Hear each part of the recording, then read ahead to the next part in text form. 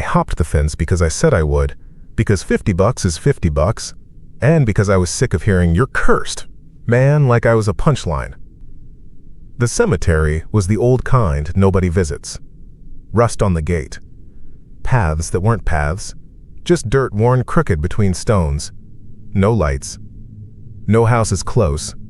Just me, my phone light, a cheap watch, and the dare. I hit the ground and laughed. "Boo," I said to nobody. My voice felt flat. I kicked a loose stone and it clacked off another. "King of the Dead here," I said. Dumb thing to say. Felt good then. I set my watch to 5 minutes.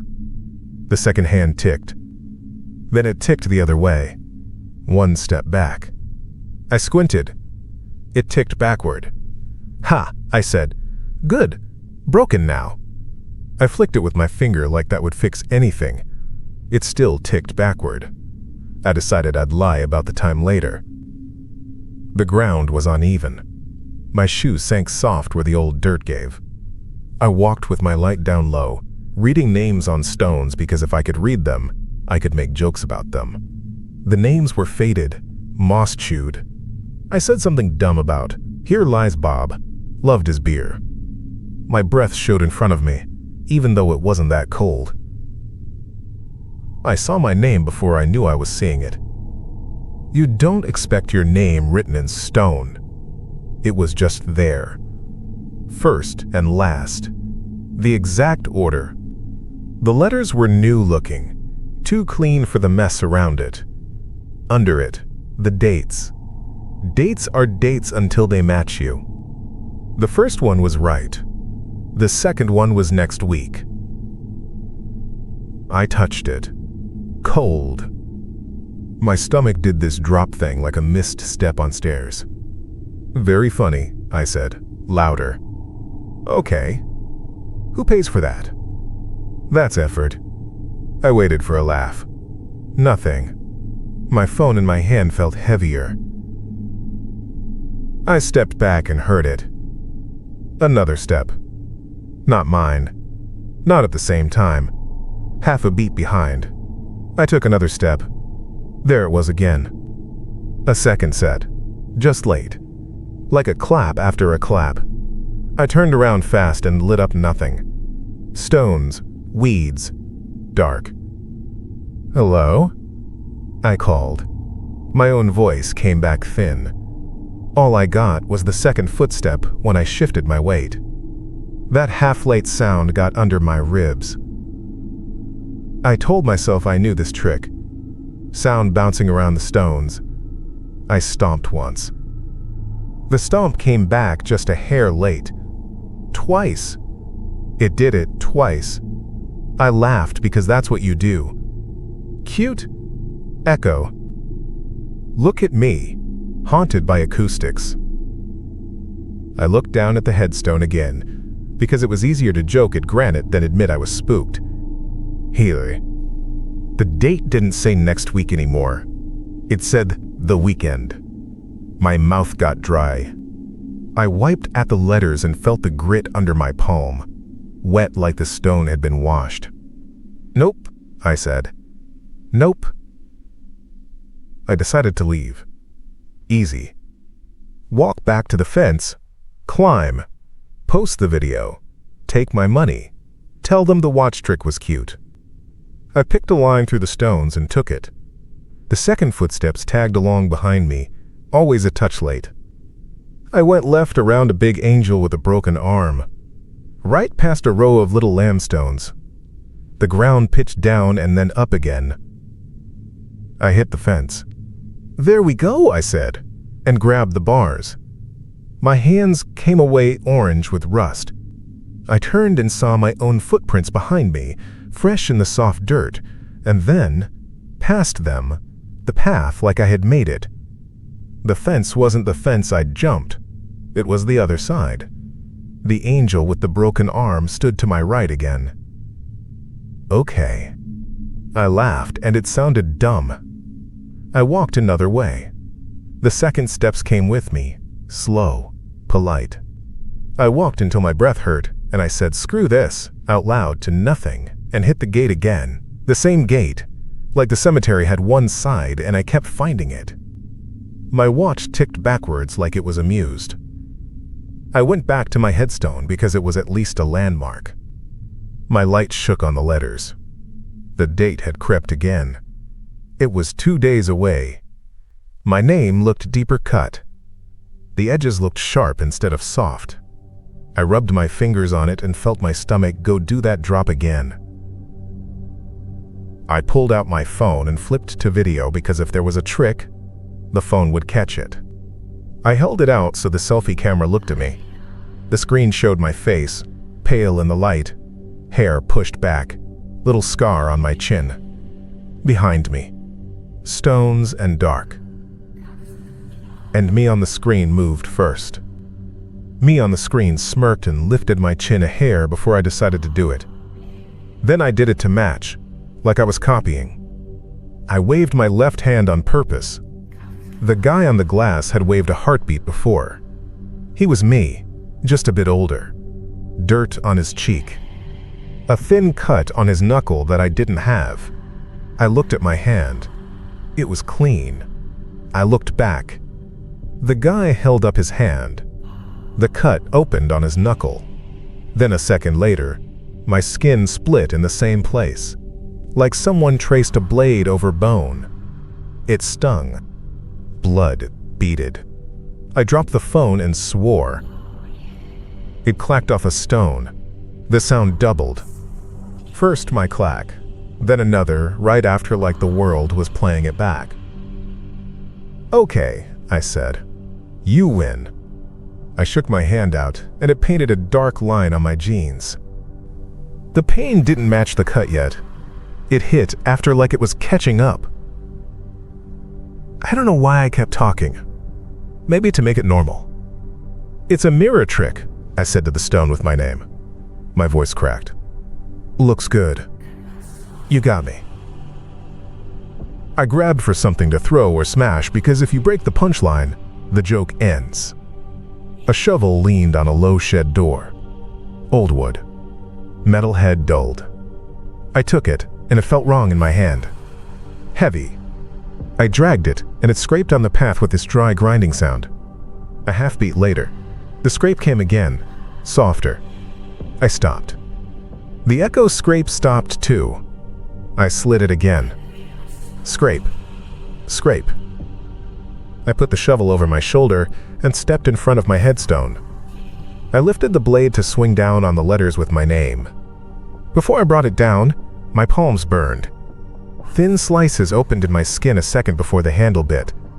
Splinters I hadn't touched yet were already in me. I gasped, and then the wood hit and the splinters made sense. The shovel bounced off the stone. The sound cracked out and the second crack came behind it, like a reply. I swore and swung again. The cuts on my palms deepened right before the handle jerked. I heard my name behind me. My own voice. Clear. Too close. "Don't," it said. I turned, and the phone on the ground showed me my face, saying it a second earlier. But the sound had come from in front of me, not the phone. The second footsteps stood behind me now without a body. I could feel it like air on my neck. There was a grave with a black slab a few rows over.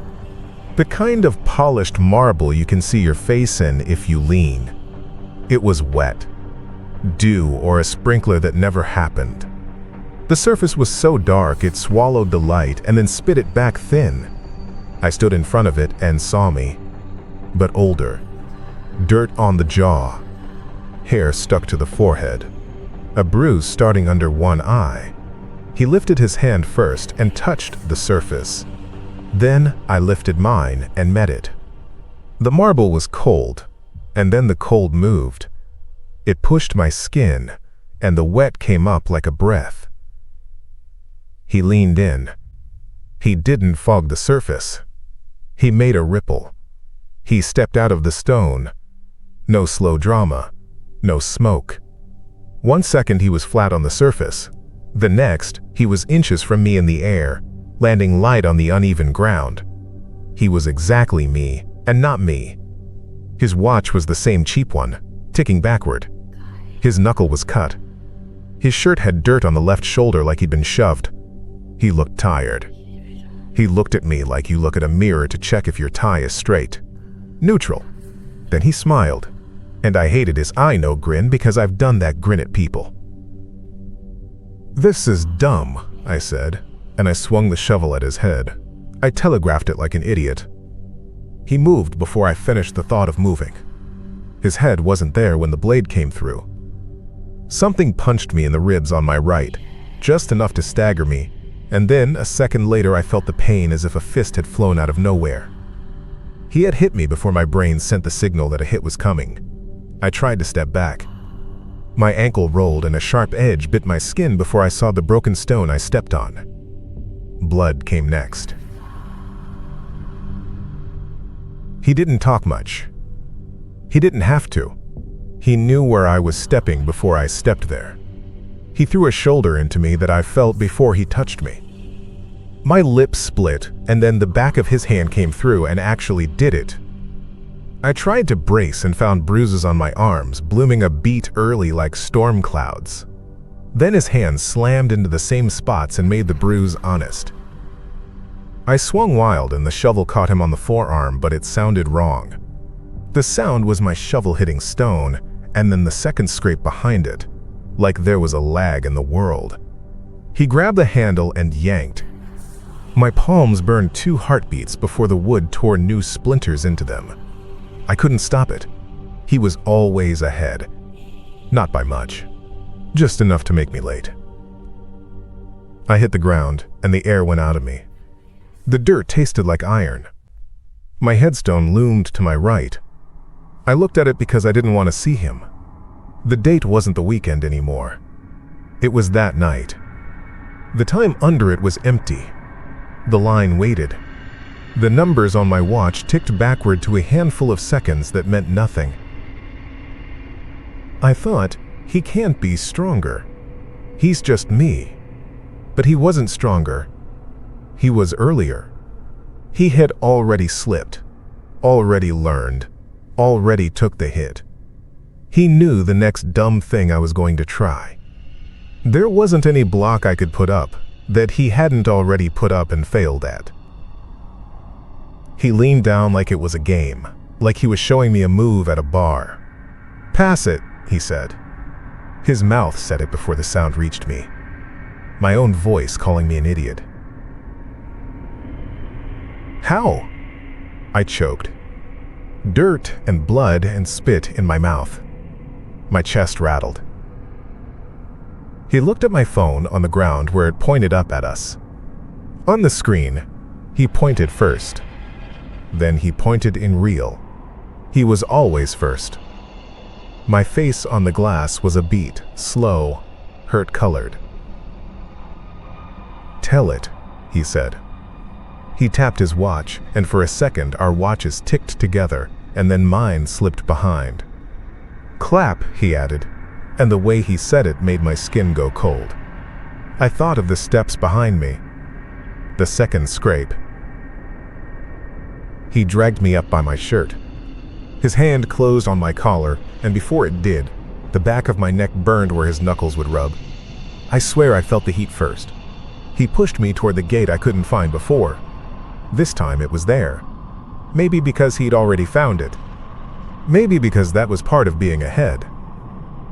We moved. My feet found the low parts.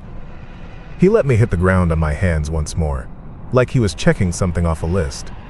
The half-beat steps followed us. Mine first, then the ghost of them.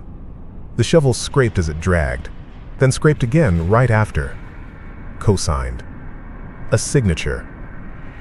At the fence, he stopped. He stood too close.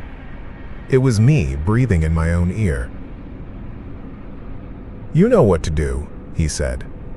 He didn't sound mean. He sounded like me on a dare. It made me want to punch him. He turned his head, and for a second our eyes lined up. I saw the tired in them, a little panic under the calm. He didn't want to be there either. He wanted to be a step later, He wanted me to go. I went up and over the fence and tore my jeans on the top. The cut on my thigh stung before the metal bit. When I dropped on the other side, the second drop thumped too, like someone had dropped after me but there was nobody there. My watch ticked backward. The whole place hummed like a blown speaker. I ran. I didn't look back. When I hit the street, the sounds didn't stop. The half-late steps were with me until I got to the car and slammed the door. Even then, a second heartbeat ran behind mine, just out of sync. I drove home and left the inside lights on, like that would fix it. My phone kept catching me older in the camera view. When I blinked, he had already blinked. When I lifted my hand, his had already started. The cut on my knuckle had a twin now. The bruise under my eye came in a dark crescent just before anything touched it. I slept with the TV on. I heard the shovel scrape in the ad breaks. Scrape, scrape, scrape. By morning, my head felt full of water. I went to the bathroom and looked in the glass and saw him. Me. A day ahead of me. Dirt still on the jaw. He frowned first. Then I did. My watch kept ticking backward. I went back that night because I'd be lying if I said I had a better plan.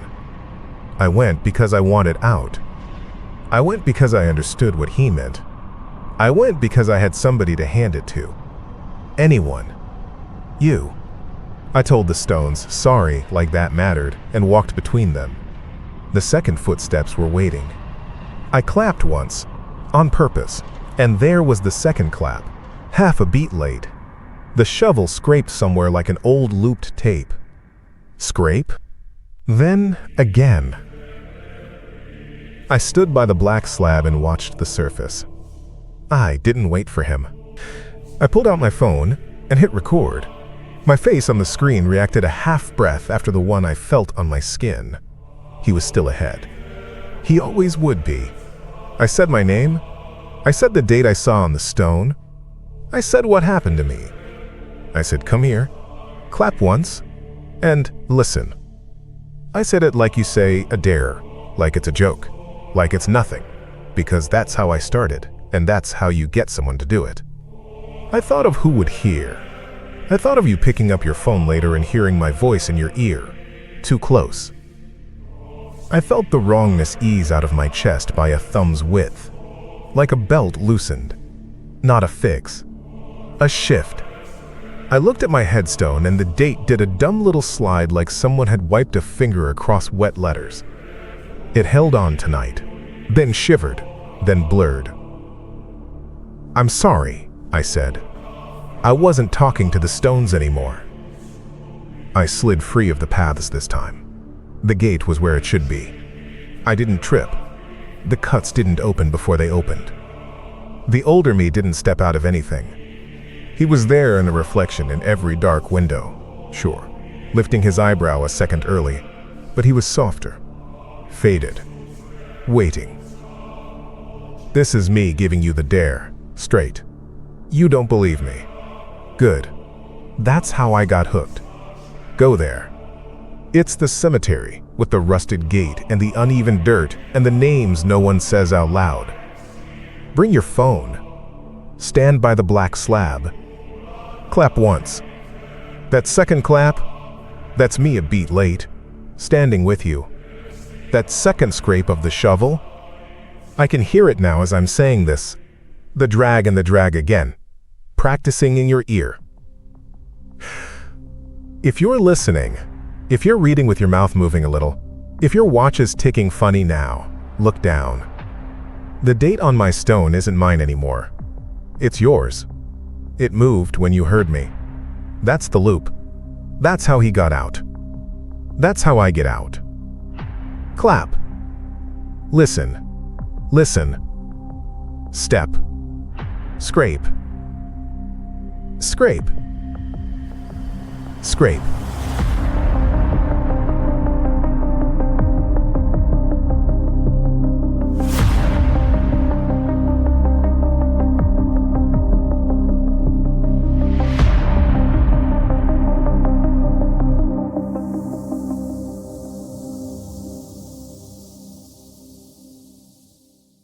That's it for tonight's tale. If it kept you up, maybe leave a like to keep me company. Subscribe for more strange stories. And maybe, just maybe, click the next one before the lights go out. See you in the next one.